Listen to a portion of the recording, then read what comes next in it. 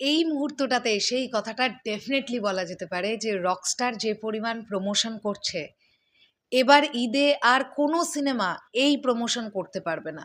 এই পরিমাণ মানুষের কাছে পৌঁছানো সম্ভব নয়। কারণ রকস্টার টিম অনেক আগে থেকে তাদের প্রমোশনটা শুরু করেছে। ইতিমধ্যে যা যা করে ফেলেছে সেটা বাংলাদেশি ফিল্ম হিসেবে অনেক রেয়ার। আমরা এগুলোই চাইতাম যেটা রকস্টার টিম করে দেখাচ্ছে। আপনারা ভাবুন তো, কোথায় আপনারা রকস্টারকে দেখতে পাচ্ছেন না?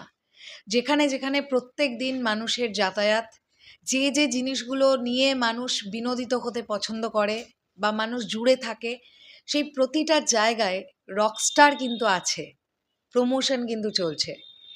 আমরা বেশ কয়েকদিন আগে যখন বাংলাদেশ ভার্সেস নিউজিল্যান্ডের ম্যাচটা দেখতে পেয়েছিলাম, সেখানে স্টেডিয়ামে স্কোর বোর্ডে রকস্টারের পোস্টার শো করছিল।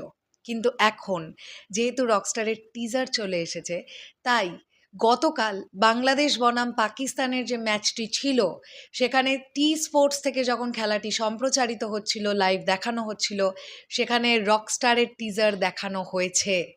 এবং আরও অনেকে অনেকে আমাকে এই ভিডিও পাঠিয়েছেন, সকলকে জানাই অনেক অনেক অনেক ধন্যবাদ।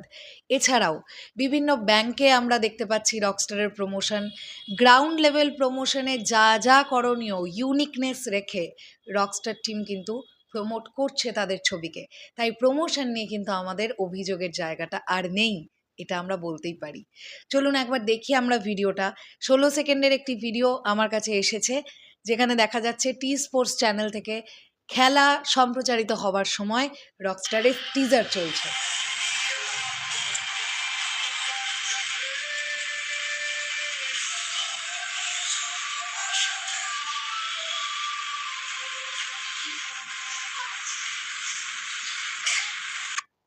Thank you so much EWR Rashmi, যিনি আমাকে ভিডিওটা পাঠিয়েছেন। থ্যাংক ইউ সো মাচ আপনাকেও। আর এছাড়াও আমি বললাম সমস্ত সাকিবিয়ান ভাইদের বোনেদের অনেক ধন্যবাদ।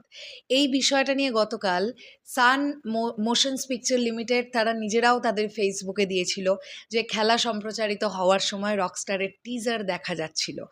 তো স্টেডিয়ামে বসে যারা খেলা দেখেছেন তারাও যেমন দেখতে পেয়েছেন, ঠিক তেমনই যারা টেলিভিশনের মাধ্যমে খেলাটা দেখছিলেন তারা প্রত্যেকে রকস্টারের টিজার গতকাল দেখেছেন। আর এগুলোই কিন্তু ইউনিক প্রমোশন যেটা রকস্টার টিম করছে। গ্রাউন্ড প্রমোশন তো অবশ্যই, তার সঙ্গে সঙ্গে ইউনিক প্রমোশন। ব্যাপক লেগেছে আমার কাছে ব্যাপারটা।